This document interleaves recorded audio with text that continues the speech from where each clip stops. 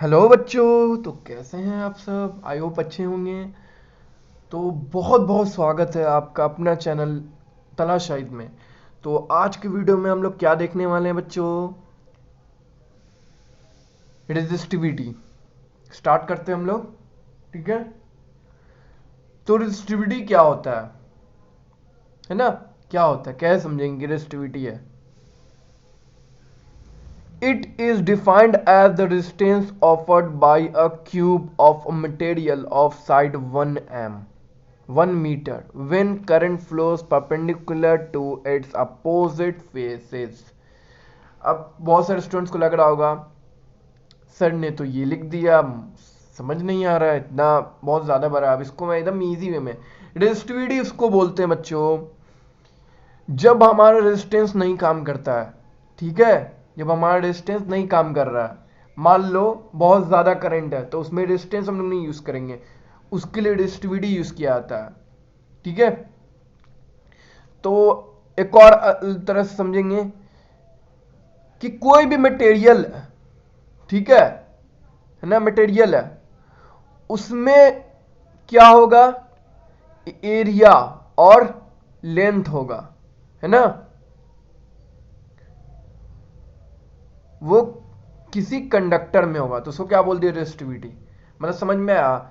मतलब रेजिस्टेंस है, किसी कंडक्टर में रेजिस्टेंस है और वो डिपेंड किस पे कर रहा है, एरिया पर और लेंथ पर। तो वहां पे क्या हमें जनरेट होगा, रेजिस्टिविटी। आ गया समझ में बात? Area of cross section and length depends upon resistance is called resistivity, है ना। अब क्या होता है, इट्स ऐसा यूनिट इज ओम मीटर। ठीक है। ऐसा यूनिट इज ओम मीटर। अब देखो कहीं कहीं पे क्या लिखा होगा, अगर ऐसे किसी को नहीं समझ में आया तो सर अच्छे से थोड़ा और समझाइए, रेजिस्टिविटी अभी भी नहीं क्लियर हुआ। तो resistivity 1 by resistance is called resistivity. अब आया बच्चों? यस सर, अब आ गया समझ में, अब आ गया। कैसे आ गया? तो अब हम लोग इसका और अच्छे से, resistivity is defined as the reciprocal of resistance। वाह सर, क्या बताएं, मजा आ गया। अब लग रहा है कि हाँ अब समझ में आ जाएगा। रेजिस्टिविटी मतलब क्या हुआ कि जो हमारा रेजिस्टेंस का रेसिप्रोकल है, मतलब रेजिस्टेंस था उसको क्या कर दिया, उल्टा लिख दिया, है ना। यही ना होता है, 2 था उस पर -1, तो ये क्या हो गया 1/2, ये रेसिप्रोकल हो गया 2 का, है ना। 2 का रेसिप्रोकल लिखते थे कैसे, 1/2। तो आर का हम नहीं लिख सकते हैं 1/r, तो ये क्या हो गया, डिस्टेंस। ये क्या हो गया, इसका रेजिस्टिविटी। आया समझ में? कहीं भी हमसे कोई भी पूछेगा कि रेजिस्टेंस क्या होता है, तो वो तो करंट को अपोज करने के लिए होता है या चार्ज को, लेकिन रेजिस्टिविटी क्या होता है, जो कि रेजिस्टेंस का रेसिप्रोकल होता है। आ गया समझ में? अब देखिए ऐसा यूनिट ऑफ ओम मीटर मैंने कैसे लिख दिया। तो रेजिस्टिविटी को डिनोट कैसे करते हैं बच्चों, रो से। इसको पढ़ते कैसे हैं, रो, रो रो रो रो, रोम रोम तेरा, है ना, रो, रो। तो रो हो गया। तो ये हो गया उसका बोलने का तरीका। ठीक है। इसको लिखते हैं रेजिस्टिविटी को रो, पढ़ते हैं रो और लिखते हैं ऐसे, ऐसे लाया,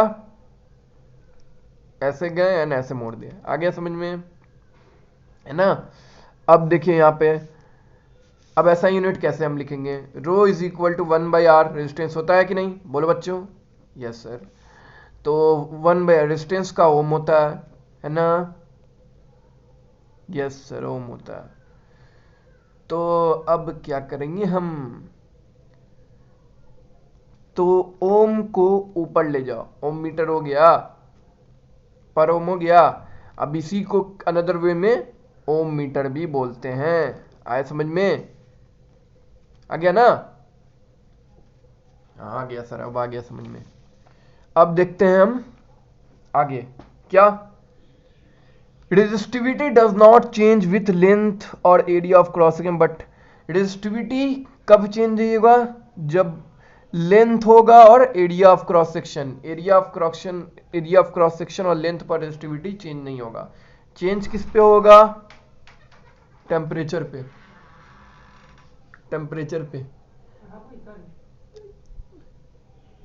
टेम्परेचर पे। अब देखिए रेंज ऑफ रेजिस्टिविटी बहुत सारे हैं, तो रेंज ऑफ रेजिस्टिविटी हमारे बहुत सारे हैं, तो वो भी देख लेते हैं एक बार। तो मेटल के लिए रेंज क्या है और एलॉय के लिए रेंज क्या है, बहुत इंपॉर्टेंट।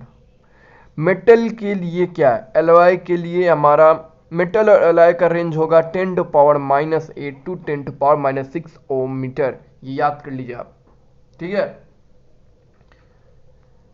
फिर next range of resistivity of insulator, आपने मेटल और एलॉय का बता दिया सर, अब इंसुलेटर भी देख लेते हैं। 10⁻12 टू 10⁻17 ओम मीटर, आया समझ में? हाँ, अब रेजिस्टिविटी ऑफ एलॉय हमेशा ज्यादा होगा किससे? मेटल के रेजिस्टिविटी से, ये हमें नोट डाउन कर लेना होगा, VVI, क्या है ना।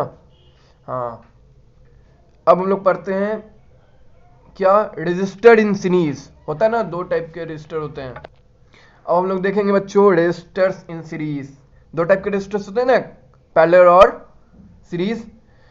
कॉम्बिनेशन वाला वो जो पढ़ना है वो हम लोग को हाइड में पढ़ना है, ठीक है, वो हम लोग पढ़ेंगे किसमें? 11th में। When टू और मोर रेजिस्टर्स, जब दो और या दो से ज्यादा रेजिस्टर को हम लोग कनेक्ट कर रहे हैं इन टू एंड, तो वैसे अरेंजमेंट में क्या बोलेंगे? Series combination. अब सर समझ में नहीं आया, अब थोड़ा अच्छे से समझाइए। जैसे एक रजिस्टर था, इंड मतलब ये इंड हुआ, अब इसी के इंड से मैंने जोड़ दिया, तो ये क्या हो गया? एक पहला R1 मान लिया, एक दूसरा मान लिया, तो इसी को क्या बोल दिया हमने? Series resistor. आया समझ में? यस सर, अब आ गया। अब क्या है, ये जो सीरीज का कुछ फॉर्मूला है R1 + R2, ये कहां से आया? एग्जाम में पूछ रहा है प्रूफ, तो कैसे करेंगे बच्चों? आइए हम लोग देखते हैं, एकदम इजी सिंपल वे। सबसे पहले एक सर्किट डिजाइन करेंगे, को कितना भी ले सकते हैं हम, R1 R2 1, ठीक है, मैं 2 ले रहा हूं, लिया। क्या किया, ये कैसे ले लिया? 2 रेजिस्टर था, 2 रेजिस्टर्स इंडिया हुआ, उससे एक और जोड़ दिया, इसको R1 इसको R2, और एक बैटरी लगा दिया। पॉजिटिव का मेजर क्या होगा? साइन देखना, बड़ा बिग होगा और इसका स्मॉलर होगा, इसको पॉजिटिव इसको निगेटिव, V लगा दिया। अब क्या हुआ, यहां से करंट भेज दिया, तो करंट यहां भी आई जाएगा और यहां भी आई, क्योंकि ये क्या होता है सीरीज में हमारा करंट क्या होता है? करंट सेम है ना, या फिर करंट रिमेन्स कांस्टेंट कह लो, मतलब क्या? करंट रुका हुआ, या फिर सेम कह लो, यहां जो भेजेंगे वो वहां जाएगा। तो कोई भी पूछेगा हमें कि सीरीज में क्या कांस्टेंट होता है, तो हमारा करंट होता है ऑलवेज। तो देखिए कैसे आएगा ये फॉर्मूला, तो वोल्टेज यहां पे डिवाइड होता है ना, वोल्टेज डिवाइड होता है, तो V = V1 + V2, V1 = V1। अब V = हम लोग क्या जानते हैं बच्चों? यार यहाँ पे अगर हम V को डिवाइड दे रहे हैं, यहाँ पे VS ले ले, क्यों? सीरीज में निकालना, सीरीज का ना, तो VS यानी IS, I तो हमारा सेम है, तो RS हो जाएगा बच्चों। यहाँ पे V1 है तो I × R1 प्लस I2 है, V2 है तो I × R2, तो हो गया यहाँ से RS = I R1 + R2, I से I कैंसिल, तो RS = मिल गया R1 + R2। तो हम लोग ने आपके सामने प्रूव कर लिया कि सीरीज में कोई रेजिस्टर है तो उसको क्या करेंगे? एकदम नॉर्मल जोड़ेंगे, R1 + R2, है ना। आ गया समझ में? यस सर, अब आ गया। तो अब हम लोग देखते हैं क्या, यही था मेरा, और लिखने का तो तरीका क्या है? डिनोटेड RS से करते हैं, ये फॉर्मूला याद रखना, RS = R1 + R2 + R3। मतलब जितना रजिस्टर रह जाएगा उसको जोड़ देंगे सीरीज में। अब रजिस्टर इन पैरेलल, पैरेलल में कोई रजिस्टर है तो अब हम लोग उसको कैसे समझे बच्चों, रेसिप्रोकल ऑफ इक्विवेलेंट रेजिस्टेंस, मतलब इक्विवेलेंट रेजिस्टेंस यानी आर का रेसिप्रोकल कर देंगे तो समझना वो पैरेलल में है, और वो किसके होगा, sum of reciprocal of individual resistance. मतलब क्या बच्चों, अब देखिए सर थोड़ा समझाइए, नहीं समझ में आया, आइए समझाते हैं। ये ले लिया, एक ये रजिस्टर हो गया, एक नीचे से एक ऐसा रजिस्टर, तो ये क्या है, पैरेलल का डायग्राम, एक यहाँ पे एक ले लिया, ठीक है। हाँ बच्चों, यस सर समझ में आ रहा है। यहाँ पे वोल्टेज तो लेना पड़ेगा। अब प्लस मैंने क्या बोला, सीरीज अगर रहता तो वहां पे करंट कांस्टेंट, यहाँ पे वोल्टेज कांस्टेंट, और करंट यहाँ पे डिवाइड करेगा किसमें, पैरेलल में। सीरीज में क्या करता है, करंट कांस्टेंट वोल्टेज डिवाइड्स, और इसमें उल्टा, वोल्टेज यहाँ पे कांस्टेंट और करंट डिवाइड, तो वोल्टेज कांस्टेंट यानी करंट आई भेजेंगे तो यहाँ पे तो आई जाएगा, लेकिन यहाँ 3 है तो I1 I2 और I3, यही होगा ना, R1 R2 R3 हो गया। हम लोग न्यूमेरिकल देखेंगे जो बोर्ड में आए हुए हैं तो उनसे और क्लियर हो जाएगा हम लोग का। बहुत बहुत ट्रिक्स भी मैं बताऊंगा कि टाइम कंज्यूम के लिए, ऑब्जेक्टिव्स के लिए तो टाइम बचेगा, ठीक है।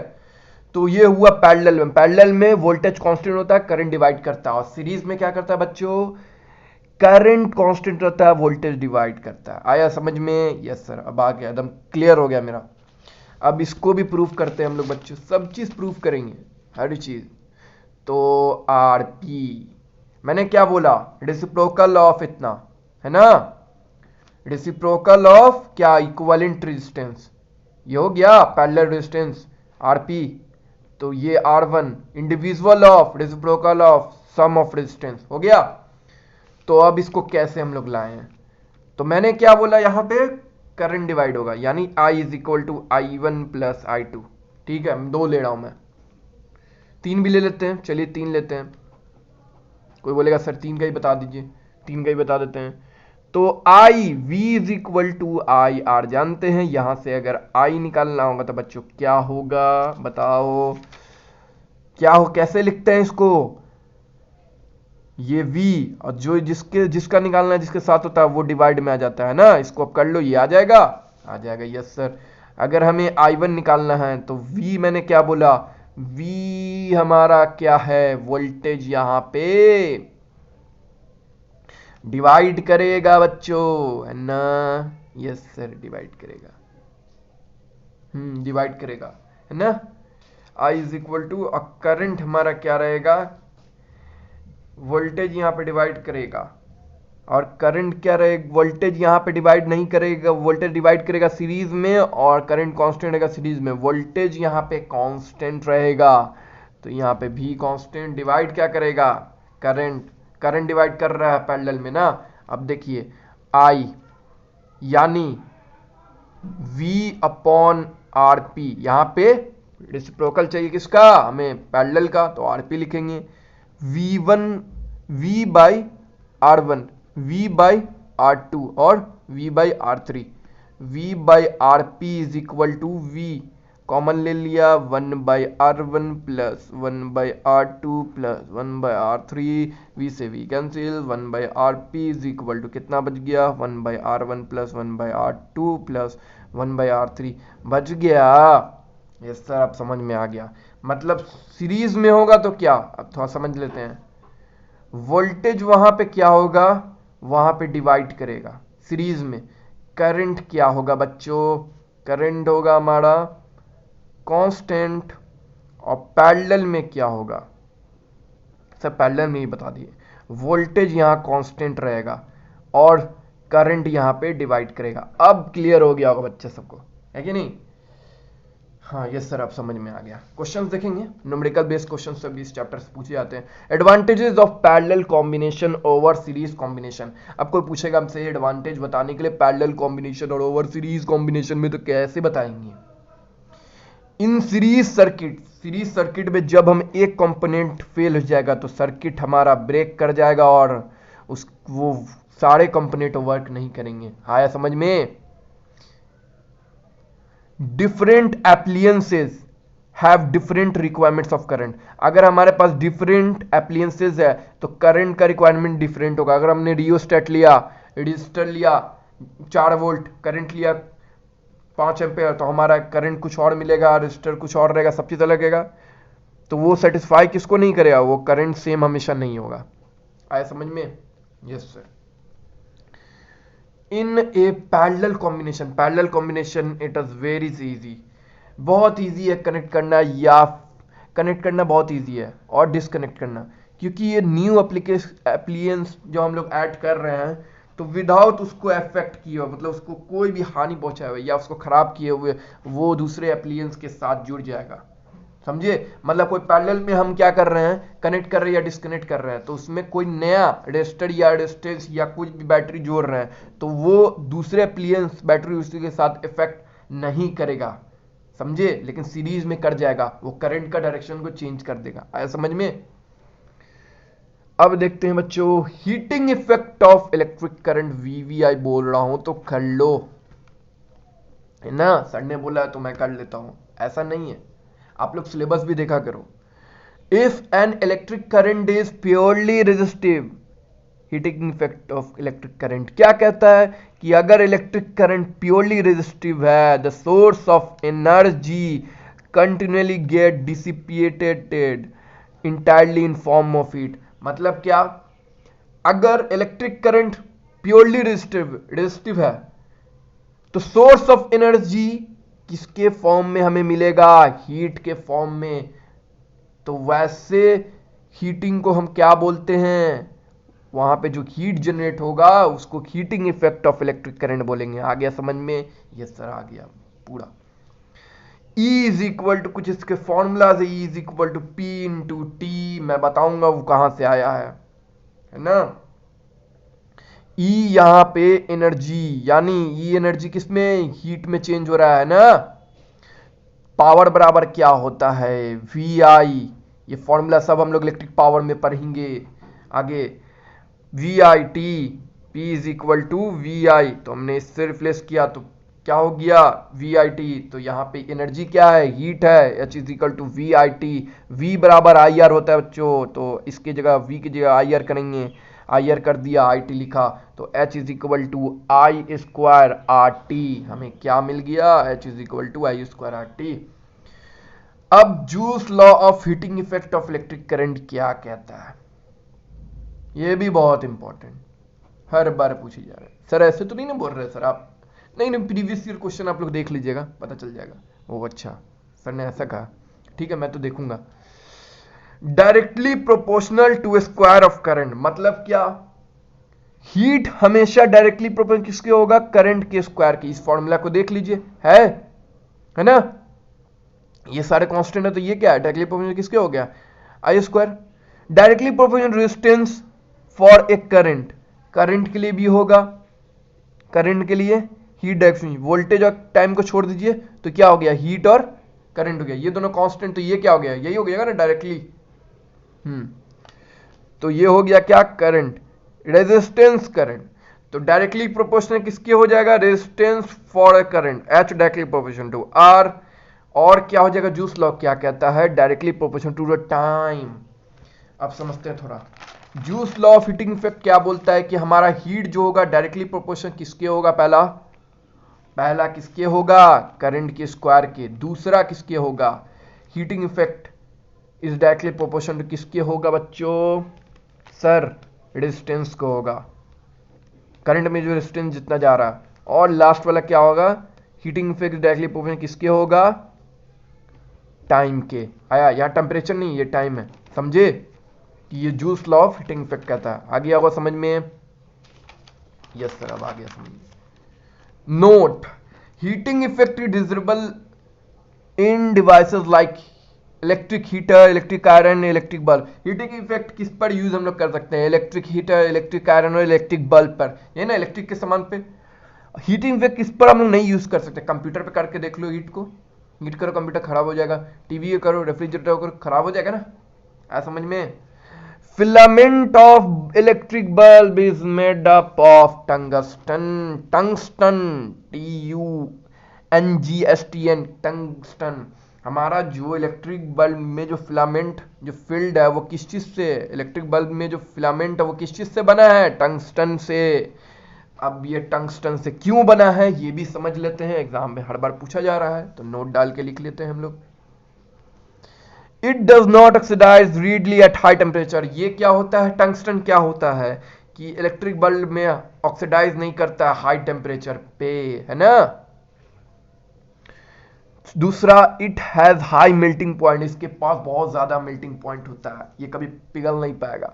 3380 डिग्री सेंटीग्रेड या सेल्सियस जो भी बोलिए, है ना। तीसरा, bulbs are filled with gases. अब इस इलेक्ट्रिक बल्ब में जो गैस फील्ड होता है वो कैसा होता है, नाइट्रोजन और आर्गन में, नाइट्रोजन का होता है और आर्गन का होता है ना। अब हम लोग देखते हैं next, electric fuse. Electric fuse क्या होता है, electric fuse is made up of pure tin और एलॉय और copper and tin. Electric fuse हम पूछेगा हमसे तो क्या बताएंगे, इलेक्ट्रिक फ्यूज बना है प्योर टिन और एलॉय से, प्योर टिन, टिन प्योर और एलॉय से, टिन का सामान देखे हो ना, और क्या, कॉपर और टिन से, है ना। प्योर कॉपर टिन और एलॉय से बना है, समझ गए। अब फ्यूज के पास लो मेल्टिंग पॉइंट होता है, इसलिए कभी कभी ये खराब हो जाता है, देखते हो ना। फ्यूज मैंने लगाया सर्किट बोर्ड पे घर वाले में, क्या हुआ सर, वो खराब हो गया। क्यों खराब हो गया, उसका लो मेल्टिंग पॉइंट था। क्या हुआ, बहुत ज्यादा 220 वोल्ट से ज्यादा आया बिजली, क्या हुआ, एक बैग इतना भयानक वोल्टेज बढ़ गया, कम से कम 340 हो गया, एक बैग ब्लास्ट हो गया, वो फ्यूज हो गया। मतलब हम लोग को पता चला कि वो फ्यूज हो, हम लोग बोल दिया क्या, इलेक्ट्रिसिटी वर्ड में फ्यूज हो गया। फ्यूज को हम हमेशा कनेक्ट करते हैं सीरीज में, है ना, सीरीज में, पैरेलल में नहीं करेंगे, हमेशा सीरीज में करते हैं। पैरेलल में करके देख लो कहां से होगा, पैरेलल में कभी होगा। फ्यूज क्या होता है, हमेशा कनेक्ट होता है सीरीज में, ये याद रखिए। अब इलेक्ट्रिक पावर अब आ गए, जो मैंने बोला था पढ़ेंगे। इलेक्ट्रिक पावर क्या होता है बच्चों, the rate at which electric energy is consumed और reciprocated in an electric circuit. मतलब क्या, इलेक्ट्रिक एनर्जी कंज्यूम कर रहा है किसी सर्किट में, वो क्या बताएगा, वो इलेक्ट्रिक पावर बताएगा। आया समझ में, यस सर अब आ गया। कुछ फॉर्मूला है, P is equal to VI, मैंने बोला था ना, उन्होंने जो पढ़ा था, यहां देखिए, P is equal to VI, है ना, ये वाला heating effect of electric current में हम लोग इलेक्ट्रिक पावर में पढ़ना है। P is equal to VI, P is equal to I square. क्यों हुआ ये समझ में आया बाजा बच्चे सबको कैसे आया, P is equal to I square R, तो लिख दिया। सर आपने ये कैसे लिखा, ये नहीं समझ में आया। I का क्या होता है बच्चों, V स्क्वायर बाई R, है ना, इंटू R स्क्वायर, तो ये V स्क्वायर बाई R हो जाएगा बच्चों। यस सर अब आ गया समझ में। ये कहां से आया, V is equal to I R formula से। हमें क्या चाहिए था, I, तो हमें क्या, V अपॉन R, अगर I स्क्वायर है तो बच्चों क्या हो जाएगा, V square upon R square. आया समझ में, यस सर अब आ गया, क्लियर हो गया। ऐसा यूनिट ऑफ पावर क्या होता है, watt, what is this, watt, ऐसा unit of power watt. Commercial unit of electric energy, commercial unit किस में लिखा जाता है इलेक्ट्रिकल एनर्जी का, kilo watt hour, kilo watt hour. 1 kilo watt hour कितना जूल होता है बच्चों, 3.6 इंटू 10⁻⁶। ओह माय गॉड, क्या यूनिक चीज है, 3.6 है इंटू 10⁻⁶ है, यहां भी 6 हम लोग ने देखा, यहां भी 6 दिखा, थोड़ा फनी था। 1 किलो वाट आवर कितना होता है वैल्यू, 3.6 इंटू 10⁻⁶ जूल। तो आज हम लोगों ने कंप्लीट कर लिया हमारा इलेक्ट्रिसिटी चैप्टर, जो कि बोर्ड पॉइंट ऑफ व्यू से था। अब हम लोग नेक्स्ट वीडियो में हम लोग जो भी प्रीवियस में बोर्ड में क्वेश्चंस आए हैं वो सब हम लोग इसी चैनल पे करेंगे। तो please subscribe to my channel and press the bell icon, और शेयर करो अपने ज्यादा से ज्यादा फ्रेंड में जो भी लॉकडाउन में अभी नहीं पढ़ पा रहे हैं। तो मिलते हैं अगले वीडियो में, see ya, have a good day and bye bye.